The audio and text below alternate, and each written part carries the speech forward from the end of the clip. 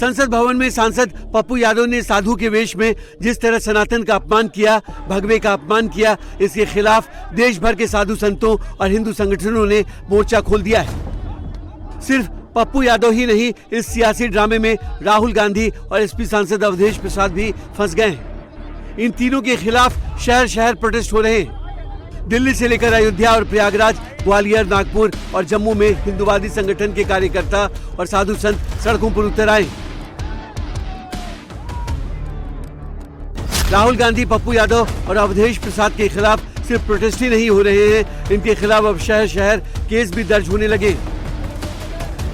दिल्ली में जहां बीजेपी सांसद बांसुरी स्वराज ने राहुल गांधी, पप्पू यादव और अवधेश प्रसाद के खिलाफ शिकायत दर्ज कराई, तो वहीं काशी में गुस्साए साधु संतों ने भी पप्पू यादव पर मुकदमा दर्ज करा दिया है। बीजेपी सांसद बांसुरी स्वराज और बीजेपी विधायकों ने दिल्ली के संसद मार्ग थाने में सांसद पप्पू यादव, लोकसभा में नेता प्रतिपक्ष राहुल गांधी और अयोध्या से समाजवादी पार्टी सांसद अवधेश प्रसाद के खिलाफ शिकायत दर्ज कराई है। बांसुरी स्वराज ने आरोप लगाया कि विपक्षी नेताओं ने प्रदर्शन की आड़ में सनातन संस्कृति का मजाक उड़ाया है। माननीय सांसद पप्पू यादव जी, अवधेश प्रसाद जी और नेता प्रतिपक्ष राहुल गांधी जी ने जो स्वांग रचा है संसद के परिसर में, वो विरोध नहीं है, वो प्रोटेस्ट नहीं है, वो सनातन संस्कृति का उपहास है, वो संत समाज का परिहास है और वो भारत की परंपराओं पर अट्टहास है। और इसीलिए हम आज एफआईआर की मांग दर्ज करने की मांग लेकर यहाँ पर पुलिस थाने आए हैं और हमने शीघ्र अतिशीघ्र इस मामले की जांच की रिक्वेस्ट भी करी है। देखिए, लोकतंत्र में प्रोटेस्ट करना आपका अधिकार है, लेकिन किसी भी वर्ग की इस प्रकार आस्था पर आघात करना ये आपके अधिकार क्षेत्र में नहीं है। वहीं वाराणसी में भी साधु संतों ने पप्पू यादव के खिलाफ मोर्चा खोल दिया है। संतों ने पप्पू यादव के खिलाफ एफआईआर दर्ज कराकर उनके खिलाफ सख्त एक्शन की मांग की है।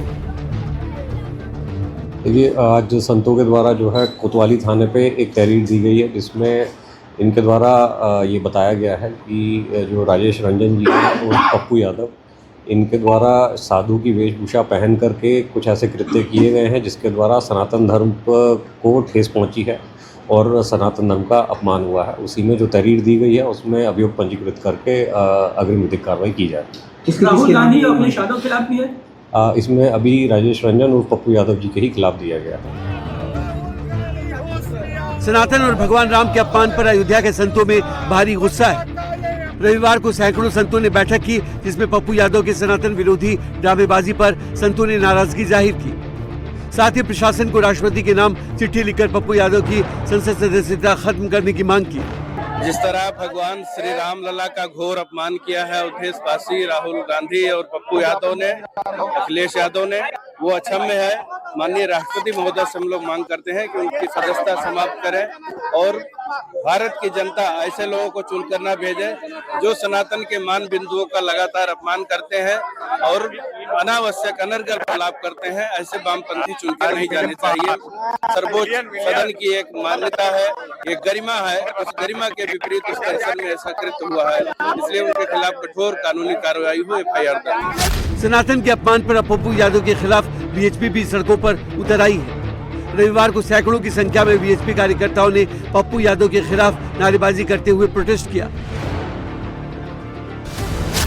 वहीं जम्मू में बीएचपी कार्यकर्ताओं ने सनातन और भगवान राम का अपमान करने पर पप्पू यादव की सद्बुद्धि के लिए हवन किया। पूरा हिंदू समाज आक्रोशित है, आहत है। तथाकथित जननेता इस प्रकार से साधु संतों का, इस प्रकार से सनातन का, प्रभु श्री राम का अपमान करेंगे, ये कल्पना से बाहर की बात है।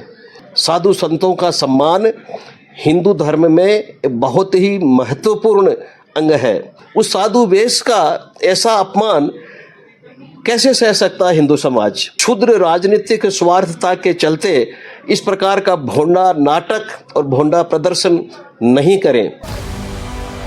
वहीं प्रयागराज में हिंदू संगठन सनातन के अपमान पर सड़कों पर है। हिंदू संगठन के कार्यकर्ता पप्पू यादव के पुतले को जूतों चप्पलों से पीट रहे हैं। पप्पू यादव का पुतला फूंक रहे हैं।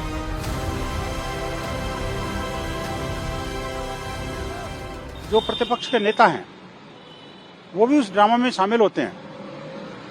और हिंदू समाज का घोर अपमान करते हैं। इतना ही नहीं, वहाँ पूज्य संतों का नहीं बल्कि भगवान राम का भी घोर अपमान किया था।